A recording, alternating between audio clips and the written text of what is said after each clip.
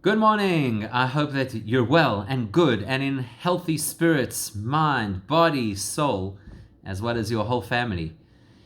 There's a principle that I once read about. It's called the rudder of the day, which effectively says that what happens early in your day will steer the course of how your day goes. And I think you can relate to this.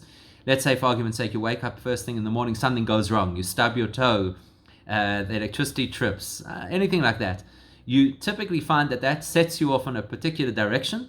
And from there on, the day is just one thing after the next. And we turn around and we say, I cannot wait to get back into bed again and for this day to end. On the other hand, other days you wake up and something just falls into place, and you maybe the first message of the day is a positive message, or somebody in your family does something that really makes you feel good, and that's it, you're lifted, and your whole day is incredibly wonderful. It's quite something if you think about it, how what happens very early on in the day influences the direction of our whole day. Once upon a time, people used to wake up in the morning, maybe they'd stay in bed for a few minutes, decide whether or not to get out of bed. But then you only started your day really once you got out of bed. That's not necessarily the case anymore, thanks to technology, or unfortunately due to technology. I think it's quite common for a person while still in bed to pull out their phone and to start to find out what has gone wrong in the world overnight. What's happening with the government of this country and rising anti-Semitism and the economy, the stock market, coronavirus numbers, all that kind of thing, before we've even gotten out of bed.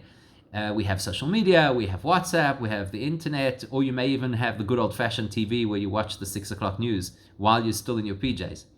And whichever one it is, the assault of negativity, the assault of bad news, before we even start our day, how can we possibly expect that during the course of the rest of the day we're going to be upbeat and optimistic and feeling good about the world if the first thing that we've digested mentally is all the bad news? Jews have always had a totally different way to start the day. We start the day, and the very first thing that we're supposed to do, even before we're fully awake, and this takes training obviously, but the very first thing that we're supposed to do is to make a declaration.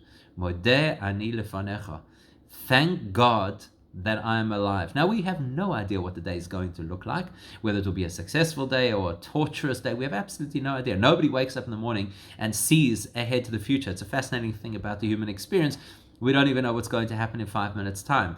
Yet we start our day saying, thank you, Hashem, that I am alive. That means to say, I don't know if it's going to be a difficult day. I don't know if things are going to work out. I don't know if I'm going to have all kinds of challenges. But I do know that Hashem felt it was valuable enough for me to be here again today. That means that there's something to do today, something that can be achieved today, something that can be positive today. Even if I'm in the middle of a tempestuous, difficult time in my life, Hashem put me back over here with an opportunity. Something good lies within today. Modeh ani. Thank you, Hashem, for giving me another day. That's a very powerful rudder for the day.